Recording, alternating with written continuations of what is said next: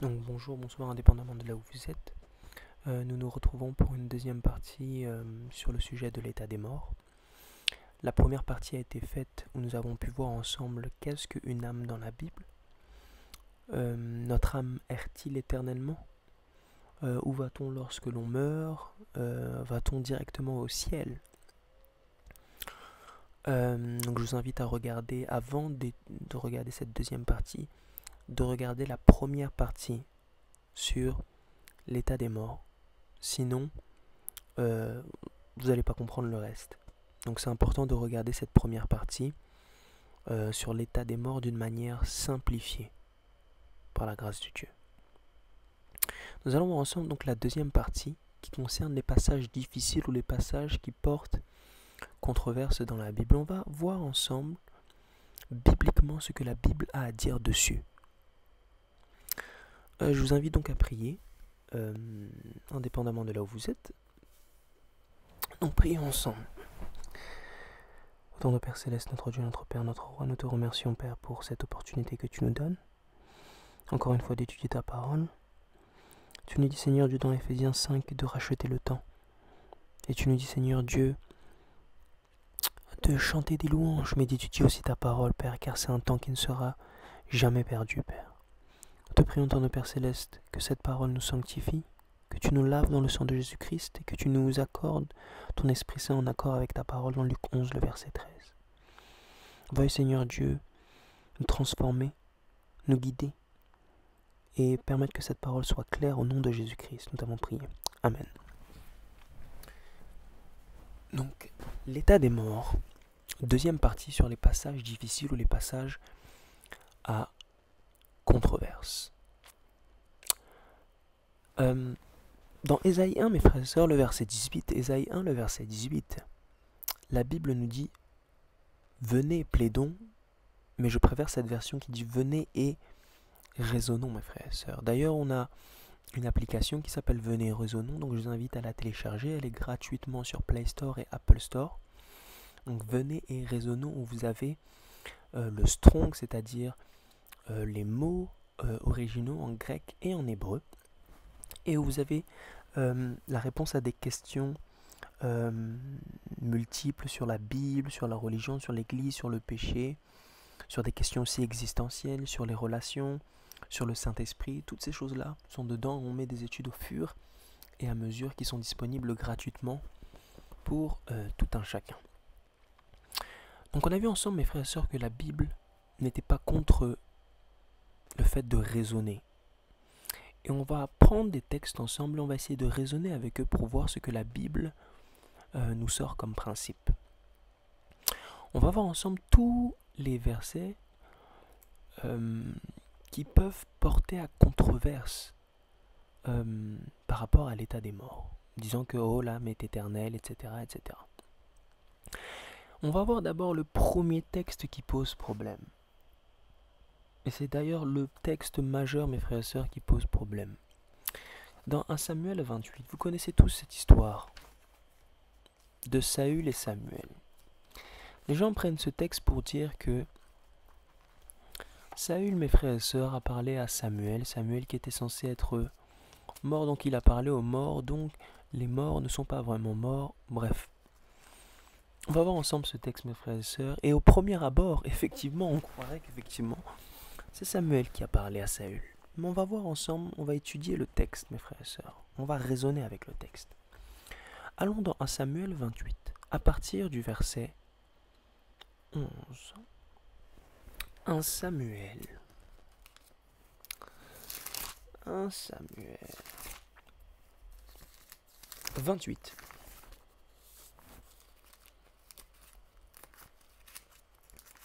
Samuel, 28, à partir du verset quoi?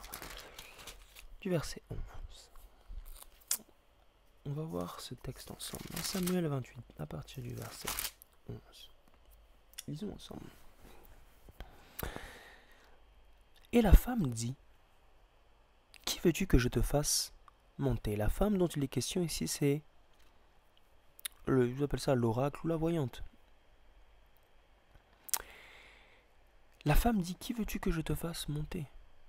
Et il répondit, répondit, fais-moi monter Samuel. Lorsque la femme vit Samuel, elle poussa un grand cri et elle dit à Saül, pourquoi m'as-tu trompé? Tu es Saül. Et le roi lui dit, ne crains rien. Mais que vois-tu? La femme dit à Saül, je vois un Dieu qui monte de la terre. Il lui dit, quelle figure a-t-il? Et elle répondit, c'est un vieillard qui monte et il est enveloppé d'un manteau. Saül comprit que c'était Samuel. Il s'inclina le visage contre terre et se prosterna. Voici le texte que beaucoup de gens ne comprennent pas, mes frères et sœurs, et utilisent pour dire que Saül a parlé aux morts. Donc il a parlé à Samuel. Non, Samuel n'était pas vraiment... Les morts, on peut encore parler, consulter les morts, mes frères et sœurs. Mais est-ce vraiment le cas ici, mes frères et sœurs? Déjà, il y a un premier problème lorsqu'on étudie un Samuel 28 avec cette mauvaise interprétation. Lisons ensemble le verset 6. Remarquez bien, Saül a consulté une voyante. Les voyantes à l'époque, c'était comme des prophètes, mes frères et sœurs. Et on va lire le verset 6 parce que Dieu va dire quelque chose à Saül. 1 Samuel 28, le verset 6 nous dit quoi? Saül consulta l'Éternel, et l'Éternel ne lui répondit quoi? Point. Ni par des songes, ni par l'Urim, ni par les prophètes. Donc ça pose un problème ici, mes frères et sœurs. L'Éternel ne parle plus à Saül. Et Dieu lui dit clairement qu'il ne lui parlera ni par songe, ni par l'Urim, ni par les prophètes, donc ni par les voyantes envoyées par lui, mes frères et sœurs. Est-ce que vous comprenez? Mais Saül a pris ce message-là comme un message qui venait de qui? De Dieu. Vous ne voyez pas ici une contradiction, mes frères et sœurs? Dieu ne lui dit qu'il ne lui répondra de rien. Mais tout à coup, le verset 11, Dieu semblerait lui répondre en lui envoyant Samuel. Est-ce que Dieu peut se contredire, mes frères et sœurs? Non, mes frères et sœurs. Dans la Bible, Dieu ne se contredit jamais. La Bible nous dit que Dieu n'est pas l'auteur de la confusion. Donc la question qu'on doit se poser, c'est qui lui a parlé alors? Parce que Dieu ne peut pas se contredire. Est-ce que, mes frères et sœurs, c'était vraiment Samuel? Lorsqu'on étudie un texte, mes frères et sœurs, la Bible nous dit qu'il faut aller prendre un peu par-ci et un peu par-là. Vous savez que cette histoire-là est relatée ailleurs. Dans 1 Chronique, dans le chapitre 10, l'histoire où Saül a consulté cette femme est relatée aussi dans 1 Chronique 10. Donc pour comprendre véritablement cette histoire-là, il nous faut aussi voir toutes les fois où est mentionnée cette histoire, et c'est mentionné dans 1 Chronique 10, mes frères et sœurs. On va aller dans 1 Chronique 10, le verset 13 à 14. Le verset 13 à 14. Et on va lire d'abord dans la 8 secondes, mes frères et sœurs. Et Saül mourut dans son péché qu'il avait commis contre l'Éternel à propos de la parole de l'Éternel qu'il n'avait pas gardée. De quelle parole ici Dieu parle? Saül, mes frères et sœurs, ne devait pas consulter ce type de voyante. Mais il l'a consulté. Et la Bible nous dit, le verset 13, et aussi pour avoir interrogé une femme qui, évoquait les esprits pour les consulter. Et il ne consulta point l'Éternel, et il le fit mourir et transféra le royaume à David, fils d'Isaïe. Intéressant, n'est-ce pas, mes frères et sœurs? Dans le verset 13, on nous dit que cette femme-là évoquait quoi? Les esprits pour les consulter. La femme qui l'a consulté, mes frères et sœurs, invoquait les esprits.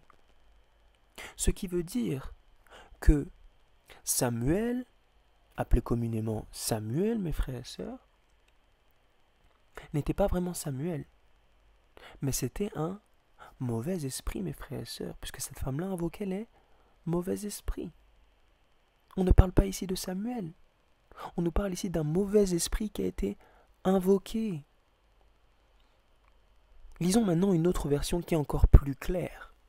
Dans la version Martin, prenez la version Martin, mes frères et sœurs. 1 Chronique 10, le verset 13 à 14 dans la version Martin nous dit ceci, et c'est encore plus clair. Et Saül mourut dans son péché qu'il avait commis contre l'Éternel à propos de la parole de l'Éternel qu'il n'avait pas gardée. Et aussi pour avoir interrogé quoi? Une femme qui consultait les esprits de Python pour les consulter. Et il ne consulta point l'Éternel, il le fit mourir et transféra le royaume à David, fils d'Isa. Aïe. Donc la femme invoquait des esprits de quoi? De Python. Et on nous dit bien en plus qu'en consultant cette femme-là, il n'a pas consulté Dieu. Ça veut dire que cette femme-là n'a pas été suscitée par Dieu, mes frères et sœurs. Mais nous croyons aujourd'hui cette femme nous disant oui, elle a bien invoqué Samuel. Mais ce n'était pas Samuel, d'après 1 Chronique 10. C'était des esprits mauvais, mais particulièrement des esprits de Python. Vous savez, mes frères et sœurs, que les esprits de Python sont dans la Bible. Vous connaissez cette histoire dans Acte 16, où Paul va être face à quelqu'un qui était possédé. Allons ensemble dans Acte 16. Vous allez voir que la Bible ne se contredit jamais. Tout est d'une harmonie parfaite. Acte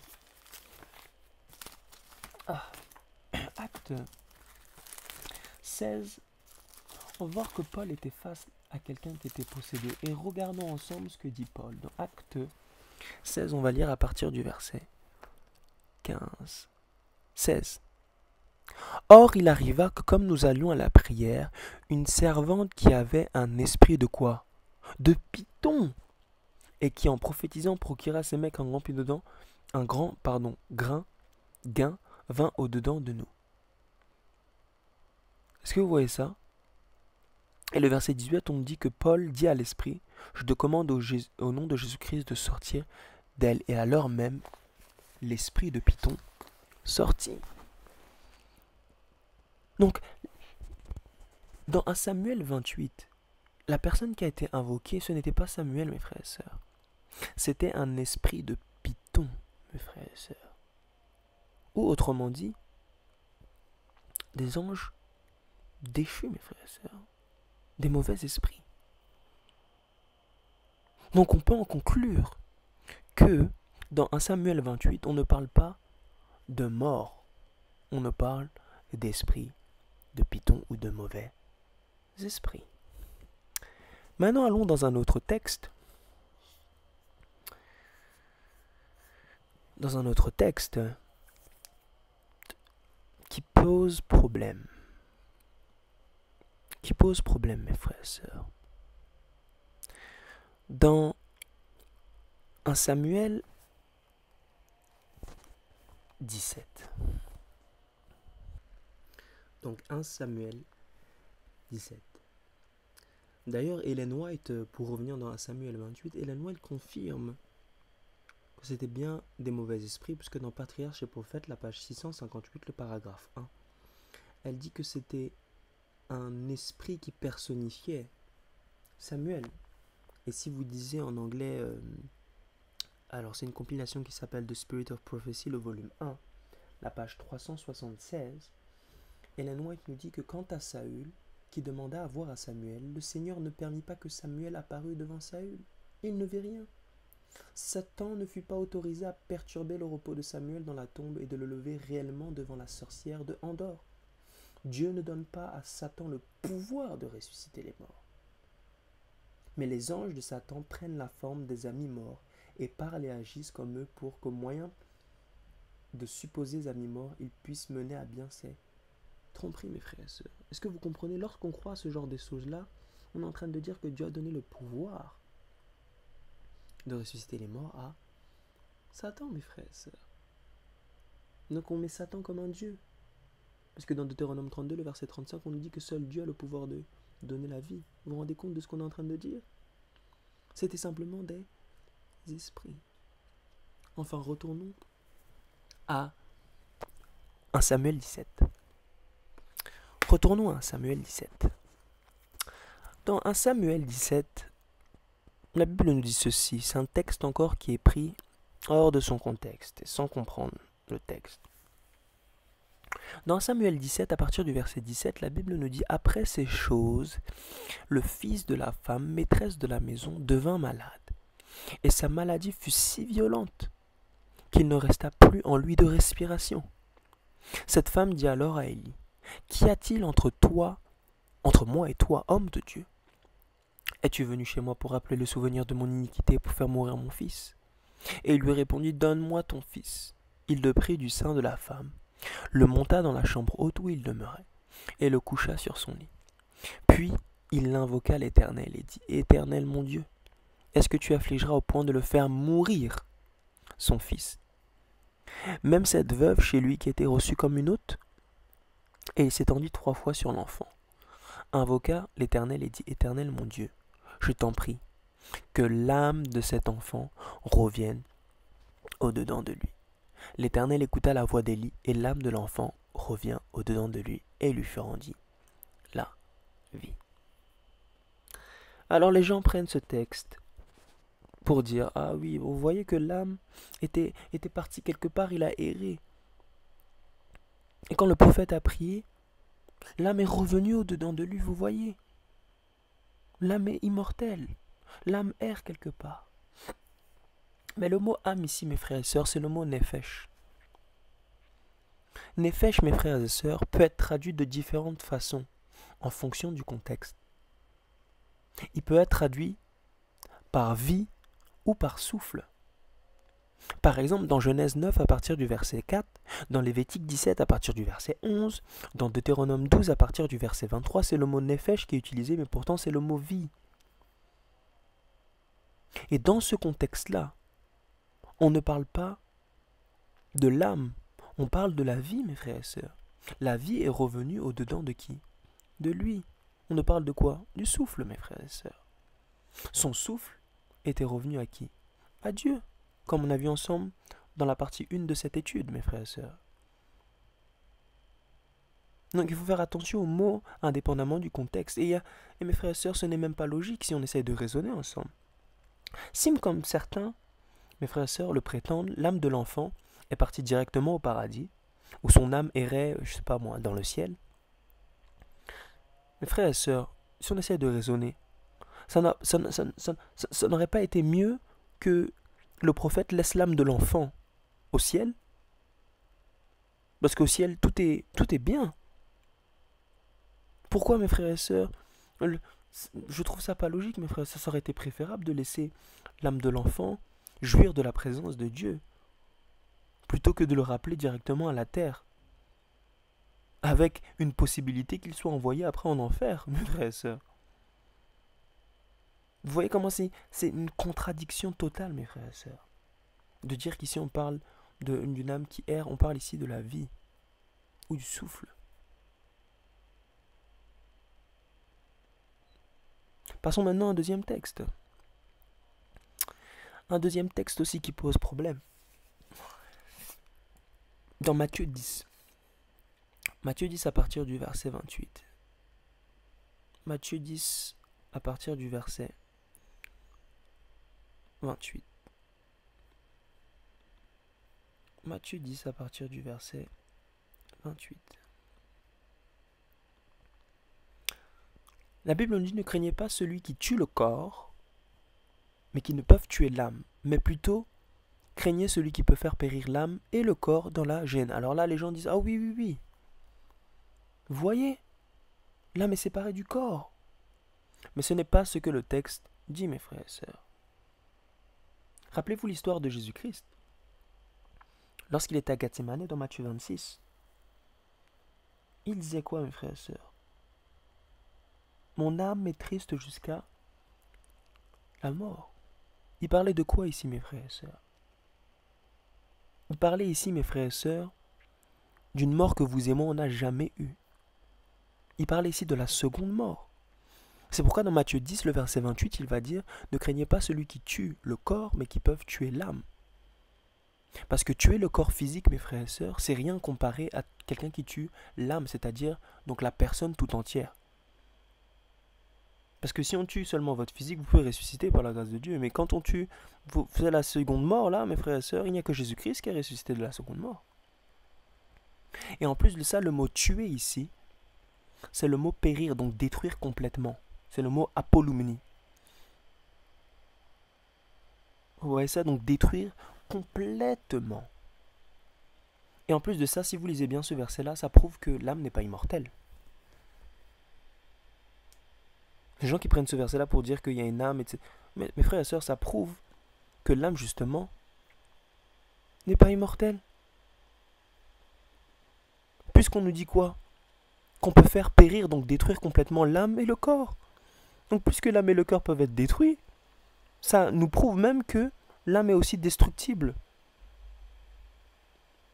Donc ce passage-là nous montre, mes frères et sœurs, que l'âme n'est même pas immortelle. On nous parle ici de la seconde mort, mes frères et sœurs. De la seconde mort. Maintenant, allons ensemble dans une autre histoire. Ça, c'est l'un des versets qui met le plus de contradictions dans le christianisme. Le plus de confusion, pardon. Parce que la Bible ne se contredit pas, c'est les hommes qui se contredisent eux-mêmes. Dans Luc 16, la parabole de l'homme riche et de Lazare. Vous connaissez sans doute cette histoire. Et d'ailleurs, en parlant avec des personnes sur ce sujet-là, les gens disent que ce n'est pas une parabole parce que c'est pas marqué parabole explicitement. Mais frère et sœurs, c'est un non-sens déjà. Parce que le mot Bible n'est même pas dans la Bible, pourtant on l'appelle la Bible. Vous comprenez? La Trinité n'est pas dans la Bible, pourtant la Trinité. Le millénium n'est même pas dans la Bible, pourtant on dit le millénium en parlant des 1000 ans.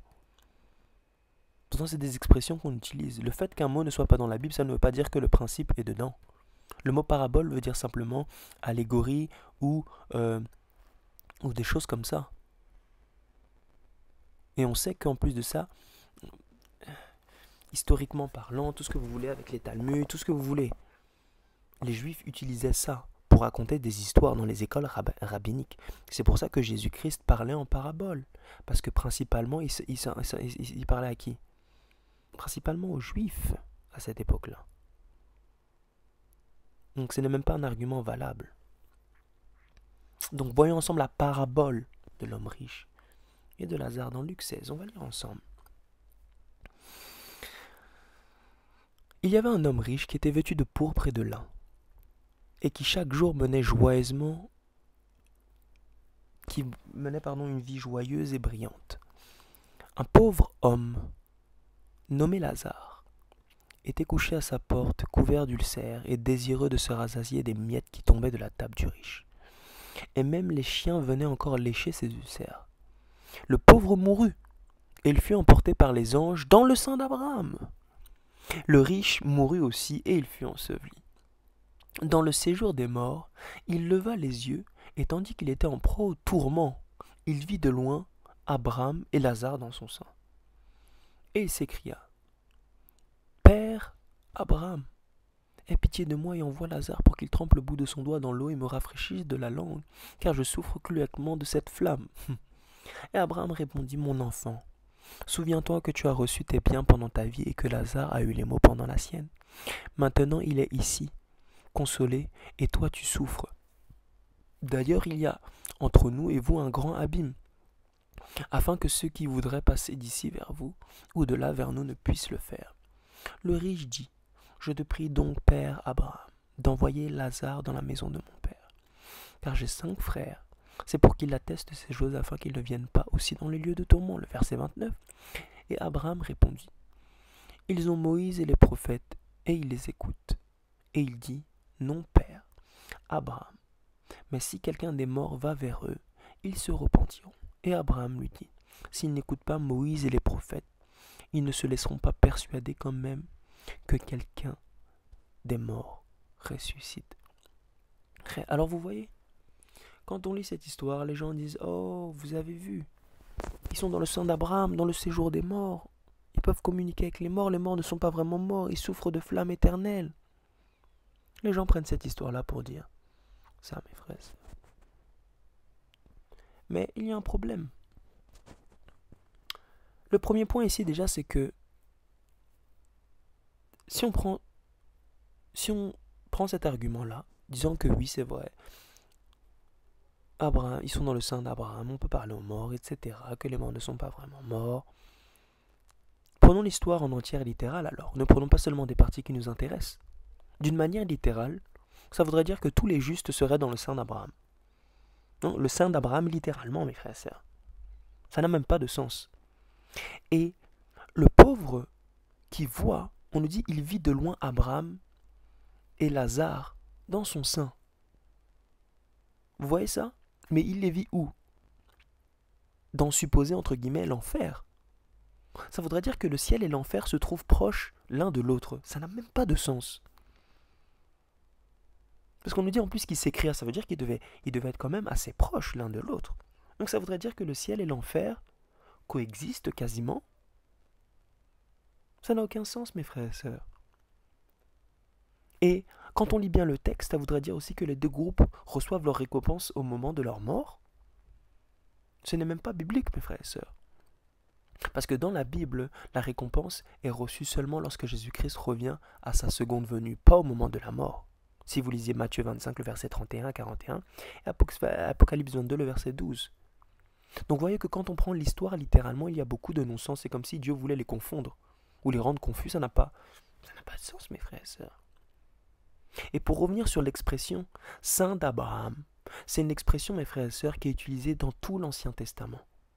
Par exemple, si vous avez suivi la partie 1, lorsqu'on lit Exode 1, le verset 4 à 5, on nous parle des gens qui sont issus du rein de Jacob, au nombre de 70 personnes. Est-ce qu'ils sont issus littéralement du rein de Jacob? Est-ce qu'ils étaient dans le rein de Jacob? Non, mes frères et sœurs, c'est une expression qui est utilisée dans la Bible, à ne pas prendre au sens littéral. Et ici, mes frères et sœurs, Jésus-Christ parle en parabole. C'est comme si Christ n'a fait que utiliser des éléments d'une histoire qui est banale, juive, dans lequel les morts se mettent à parler, mes frères et sœurs. C'est simplement ce que Jésus-Christ a fait. D'ailleurs, dans la Bible, vous savez qu'on trouve d'autres paraboles, même dans l'Ancien Testament. Si vous lisez Juge 9, le verset 7 à 15, avec Jotham, on voit que des arbres se parlent les uns entre les autres. Donc vous avez vu déjà dans la rue, vous, des arbres se parler. Ils parlent en parabole, mes frères et sœurs. Même dans 2 Rois 14, le verset 9, avec Joas. C'est des paraboles. Ce n'est pas au sens littéral. Ou il y a la parabole des 10 vierges aussi, alors. Donc vous voyez 10 vierges dans la rue qui attendent un... Vous avez déjà vu ça? Mes frères et sœurs, Jésus-Christ parlait en parabole. Pour faire comprendre le point dans cette histoire-là. Parce qu'il y a un point dans cette histoire, mes frères et sœurs. On ne parle pas ici des morts, ce n'est pas ça l'emphase, si vous étudiez bien. Vous comprenez? Maintenant, parlons d'un autre texte qui est pris aussi. Vous voyez, mes frères et sœurs, la Bible ne se contredit pas, c'est juste nous qui nous contredisons nous-mêmes. Mais quand on voit la Bible d'une manière générale, en étudiant texte par texte, on voit qu'il y a une parfaite harmonie qui règne. Allons dans Luc 23, le verset 43, l'histoire du larron, du fameux larron sur la croix. Ah, beaucoup de gens prennent ce texte pour dire aussi que lorsqu'une personne meurt, elle va directement au paradis. Mais on va voir si c'est ce que c'est la Bible, la Bible dit exactement. Lisons ensemble Luc 23, le verset 43. La Bible nous dit, en vérité, je te le dis, aujourd'hui tu seras avec moi dans le paradis. Alors les gens disent, ah oui, bon. Vous avez vu, quand il est mort, il est parti directement au paradis. Donc lorsque quelqu'un meurt, oh, nos proches nous regardent d'en haut. Je ne dis pas ça d'une manière irrespectueuse, moi aussi j'ai perdu des proches. Mais mes frères et sœurs, ce n'est pas ce que la Bible dit. Par exemple, voyons ensemble, parce que la Bible dit qu'aujourd'hui, les gens prennent ce texte-là pour dire qu'aujourd'hui, donc, le larron sera au paradis avec qui? Avec Jésus. Mais c'est un non-sens dans la Bible. Parce que dans Jean 20, le verset 17, le matin de la résurrection de Jésus-Christ, Christ va même dire à Marie, lorsque Marie, vous savez, tombe à ses pieds pour l'adorer, qu'est-ce que Jésus-Christ répond dans Jean 20, le verset 17? Dans Jean 20, le verset 17, on va aller ensemble dans Jean 20, le verset 17. Jésus-Christ va dire, ne me touche pas, car je ne suis pas encore monté vers mon Père. Va trouver mes frères et dis-leur que je monte vers mon Père qui est votre Père, vers mon Dieu qui est votre Dieu. Vous voyez ça? Et dans Matthieu 28, le verset 6, on dit bien, venez voir l'endroit où il gisait, donc l'endroit où il était dans le sépulcre. Vous voyez ça, mes frères et sœurs? Donc la Bible indique clairement que Christ est resté dans la tombe du vendredi au dimanche après sa résurrection. Et que le jour où il était dans la tombe, donc le sabbat, ni le dimanche aussi d'ailleurs, Jésus n'était même pas encore allé chez son Père. Donc comment le larron pouvait aller au paradis? Vous voyez, mes frères et sœurs, c'est un non-sens. Est-ce que Jésus se contredit? Non, mes frères et sœurs. Il doit y avoir une explication à ce texte. Vous savez, mes frères et sœurs, que la solution Vous savez que la solution par rapport à ce texte se trouve, mes frères et sœurs, par rapport à la ponctuation. Vous savez, mes frères et sœurs, que lorsque vous étudiez l'histoire de la Bible dans le grec, il n'y avait pas de virgule si vous lisez les manuscrits bibliques. Au départ, l'insertion, mes frères et sœurs, de la ponctuation ne s'est faite que par les traducteurs, qui la plupart du temps ont fait du bon travail, mais pour ce texte-là, mes frères et sœurs, il y a un problème de ponctuation. Remarquez bien, dans le texte, on dit « En vérité, virgule, je te le dis, virgule, aujourd'hui, virgule, tu seras avec moi dans le paradis. » Vous voyez ça? À cause de la virgule qui a été mise. Ou, avant aujourd'hui, qu'est-ce qui s'est passé? Les gens ont dit, ah, donc il parle de aujourd'hui, là, il sera avec lui au paradis. Donc au moment de sa mort.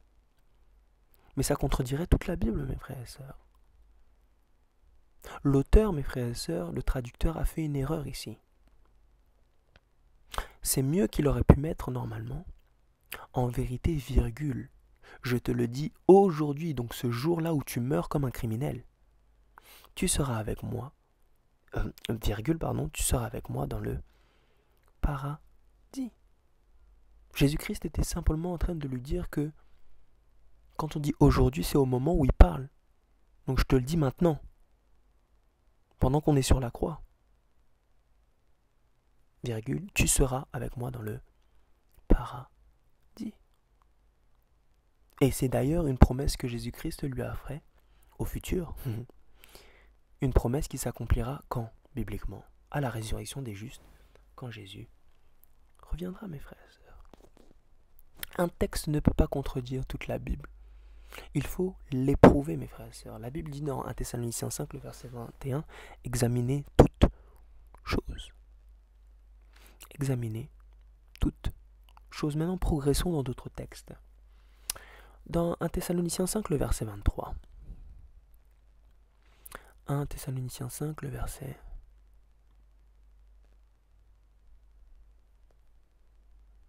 23. 1 Thessaloniciens 25, le verset 23. Ah, mes frères et sœurs.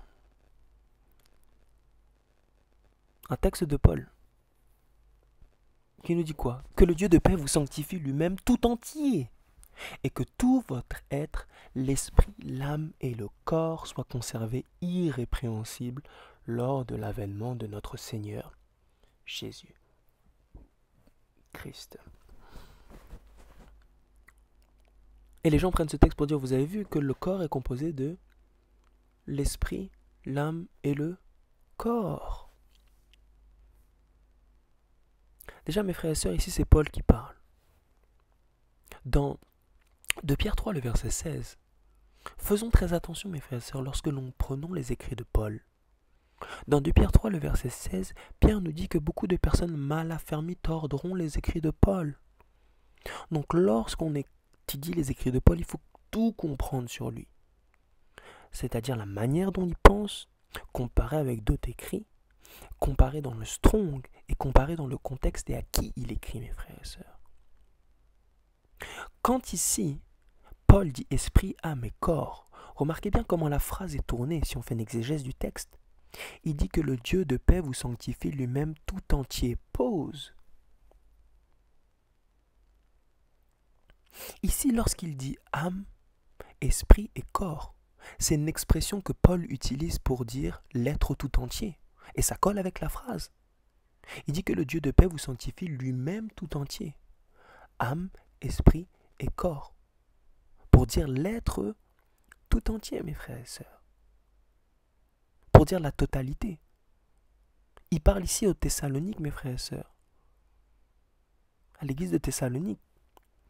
Donc il n'avait pas aussi tout compris, mes frères et sœurs. Donc quand il parlait, c'était une expression pour dire la totalité. Paul ne peut pas contredire toute la Bible concernant une doctrine.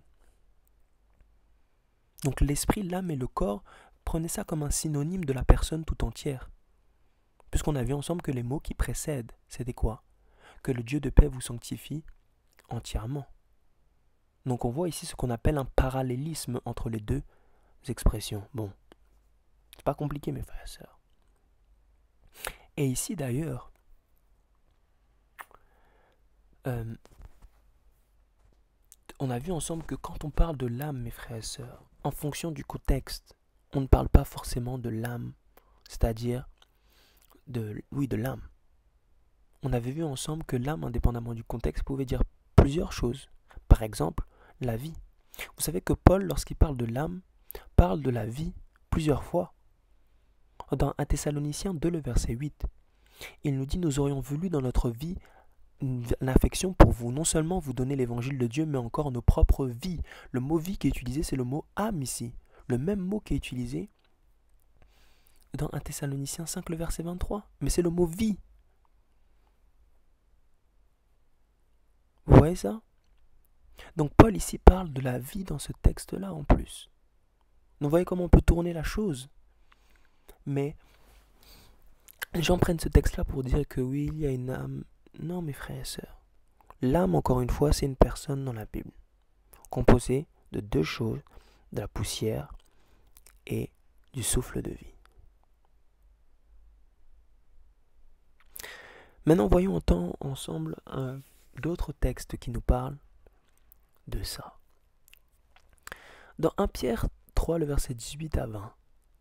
1 Pierre 3, le verset 18 à 20. Maintenant, c'est les écrits de Pierre qu'on twist, qu'on tord. Regardez ce que la Bible dit dans 1 Pierre 3, le verset 18. 1 Pierre 3, le verset 18. On nous dit « Christ aussi a souffert une fois pour les péchés, lui juste pour des injustes, afin de nous amener à Dieu.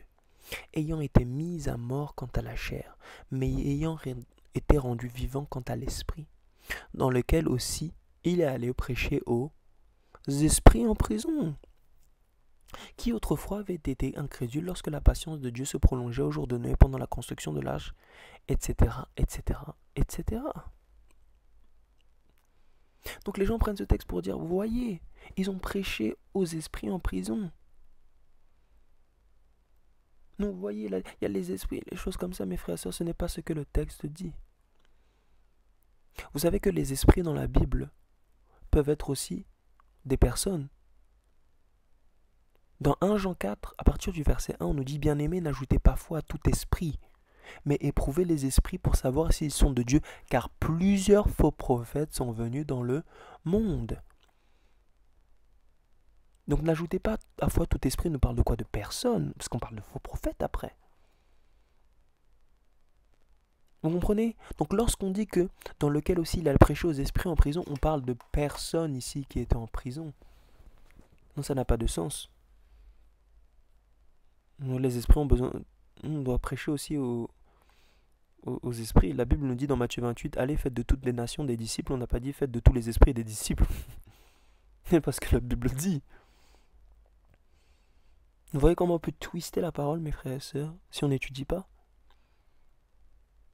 Et enfin, mes frères et sœurs, on va aller sur ce dernier texte que les gens prennent pour dire « Ah, oh, mes âmes sont immortelles. » C'est dans Matthieu 25, le verset 40 à 41. Il y a beaucoup de choses à dire, mais on va essayer de prendre des textes bien spécifiques. Si vous voulez plus, téléchargez l'application Venez et Raisonnons, où vous avez l'étude complète sur le sujet qu'on va voir maintenant.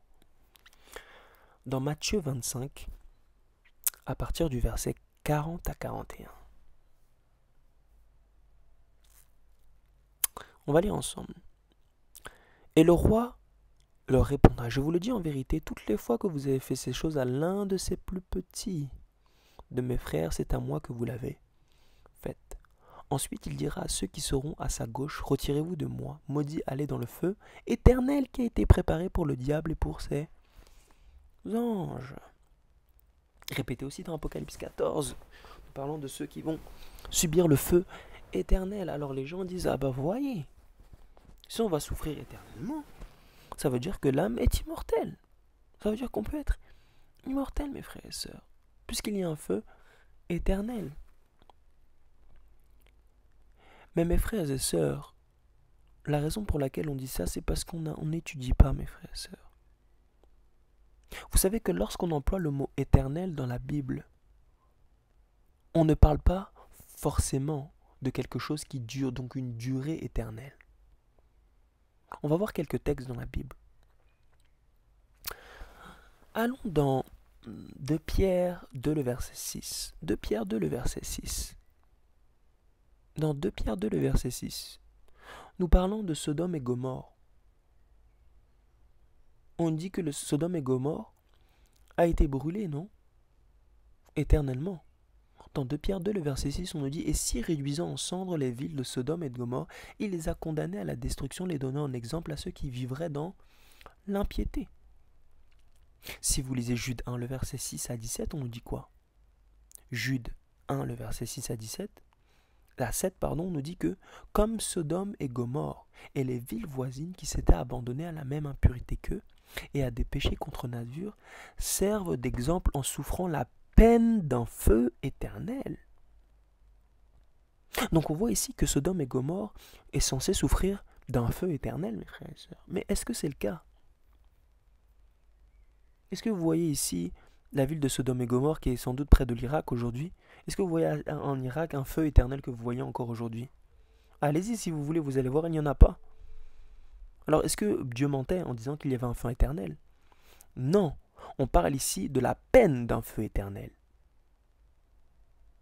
Ce qui veut dire que lorsque l'on parle de éternel, on parle des conséquences de leurs péchés qui sont éternels, mes frères et sœurs. On ne parle pas du feu, on parle de la peine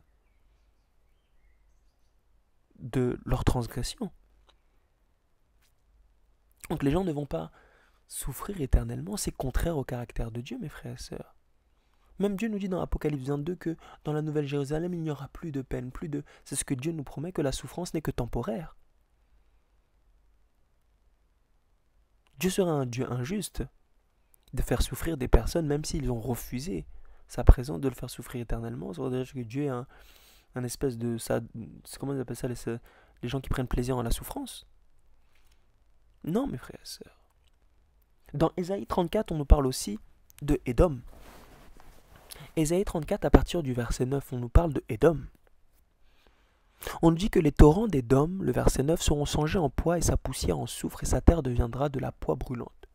Elle ne sera ni éteinte ni nuit ni jour. Sa furée montera à jamais, elle sera désolée d'âge en âge. Et il n'y aura plus à jamais de personnes qui y passent. Mes frères et sœurs, Édom aujourd'hui, si vous regardez géographiquement, ça existe toujours. Est-ce que mes frères et sœurs, regardez, checkez. Est-ce que vous voyez une fumée qui monte à jamais d'âge en âge? Est-ce que vous voyez quelque chose de brûlé d'âge en âge? Non, mes frères et sœurs. On parle ici de quoi? De la conséquence de leur transgression, encore une fois.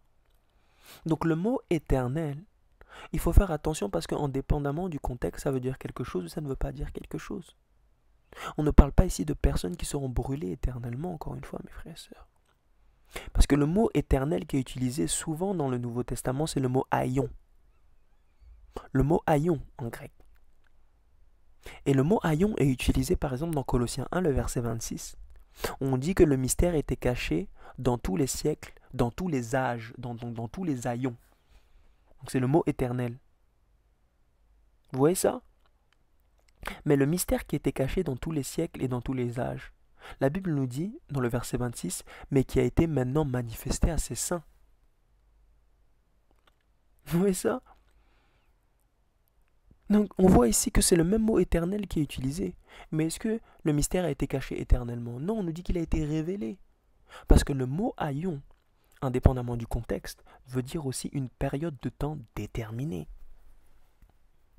Une période de temps déterminée, mes frères et sœurs. Et la Bible ne peut pas se contredire.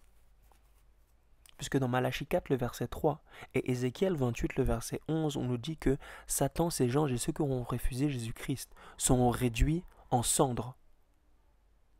En cendres, mes frères et sœurs, donc consumés. Consumés, mes frères et sœurs, totalement. Ils ne vont pas souffrir éternellement dans le feu, non, ça consume. Et un dernier texte, pour ne pas rentrer trop dans les détails, dans Psaume 37 à partir du verset 19 à 20. Psaume 37, le verset 19 à 20. Vous savez ce que dit David? Car les méchants périront et les ennemis de l'Éternel seront consumés comme la graisse des agneaux. Ils périront, ils s'ennuieront en fumée. Vous savez la raison pour laquelle on n'a pas compris l'enfer, c'est parce qu'on n'a pas étudié le sanctuaire. David avait compris. Ils seront brûlés comme quoi? Comme la graisse des agneaux. Donc la graisse symbolise le péché, donc comme la graisse des agneaux. Est-ce que la graisse des agneaux, mes frères et sœurs, a brûlé éternellement? Non, ça brûle, ça se consume. Et après ça part en fumée. Il n'y a pas de personne qui meurt éternellement, mes frères et sœurs. C'est contraire à la Bible. Dans 1 Jean 3, le verset 15, on nous dit que le seul moyen d'avoir la vie éternelle, c'est en Jésus-Christ. Mais on sait que Satan, ses anges et les personnes qui seront consumées par le feu, ce seront ceux et celles qui auront refusé les appels de Jésus-Christ. Donc ils n'auront pas Jésus-Christ en eux. Mais nous on dit qu'ils auront la vie éternelle. Ça n'a pas de sens dans la Bible, mes frères et sœurs. Dieu est un Dieu d'amour. Il ne prend pas plaisir en la souffrance, mes frères et sœurs. Il n'a pas pris plaisir. Lorsque vous aimez, on s'en fout. Non. Vous voyez ça, mes frères et sœurs. Donc, lorsque on parle de l'état des morts, mes frères et sœurs, vous voyez que tous ces textes-là, la Bible ne se contredit pas, mes frères et sœurs. La Bible ne se contredit jamais. Amen. Donc, je nous invite donc à prier et on va passer à la troisième partie. La troisième partie concerne la réponse à la question suivante. Peut-on perdre notre justification? On va voir ensemble que cette question est liée, mes frères et sœurs, à l'état des morts. À l'état des morts. On va essayer de comprendre, avant de répondre à cette question, d'où vient cette séduction. Est-ce que Dieu nous avait prévenu que ça allait arriver à la fin des temps? Et enfin, on va répondre à la question donc, peut-on perdre notre justification? Prions ensemble. Ô notre Père Céleste, notre Dieu, notre Père, notre roi, nous te remercions, Père, pour ta parole. Merci Seigneur Dieu, car nous savons qu'il n'y a que ta vérité qui peut nous rendre libres. Veuille Seigneur Dieu bénir chaque personne ici présente qui a entendu ce message, que tu puisses Seigneur Dieu enlever tout esprit de confusion et que tu puisses mettre l'esprit de Jésus-Christ, Père, ton Saint-Esprit, seulement Père, en eux, afin qu'au nom de Jésus-Christ, ils puissent vivre une vie de vérité, Père. Je réclame cette prière aussi pour moi, Père, car je ne suis qu'un pécheur. Accorde-moi ton Esprit Saint, en accord avec ta parole. En Jésus-Christ, nous t'avons prié. Amen. Donc que Dieu vous bénisse et on va se retrouver pour une troisième partie sur l'état des morts.